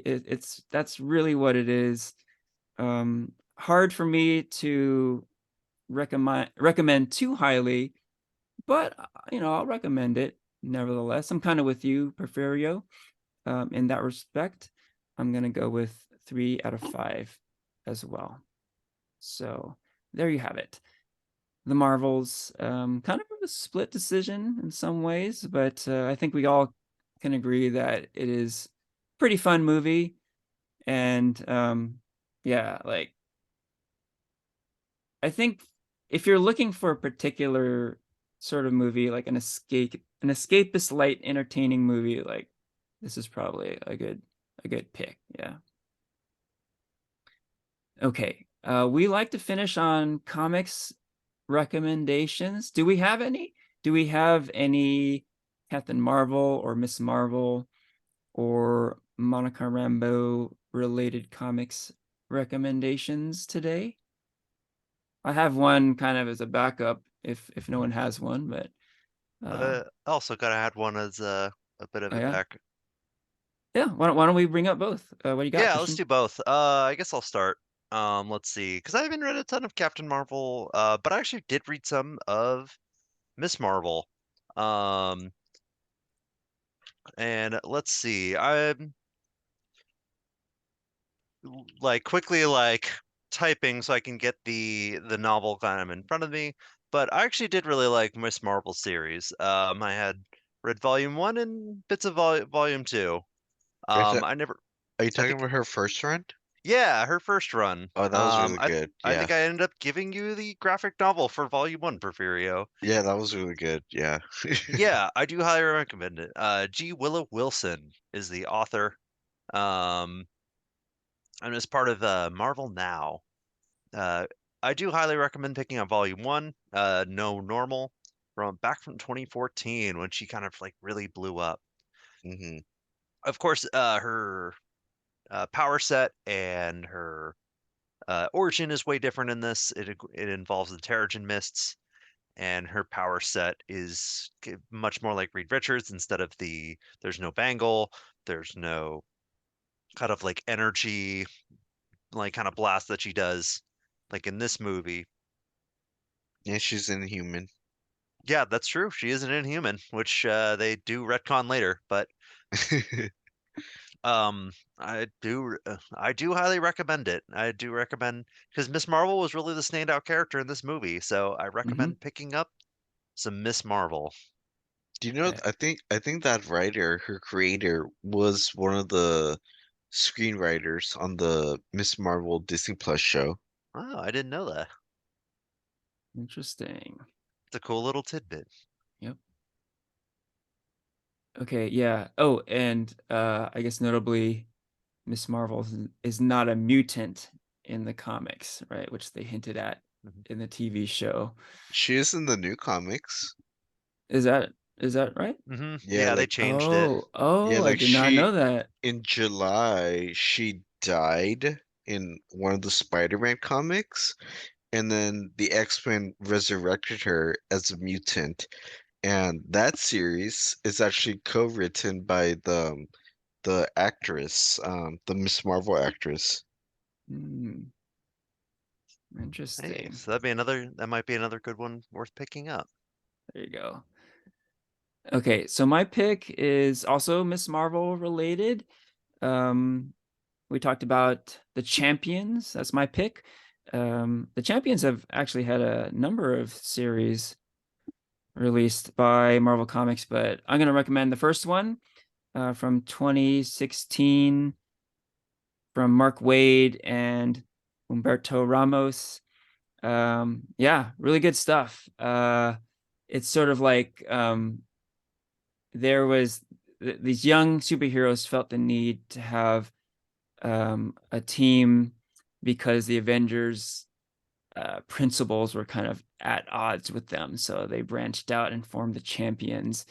And it's, as we talked about earlier, it's Miss Marvel, Miles Morales, Amadeus Cho, Nova, and Viv Vision. So a really cool team, and I do recommend it.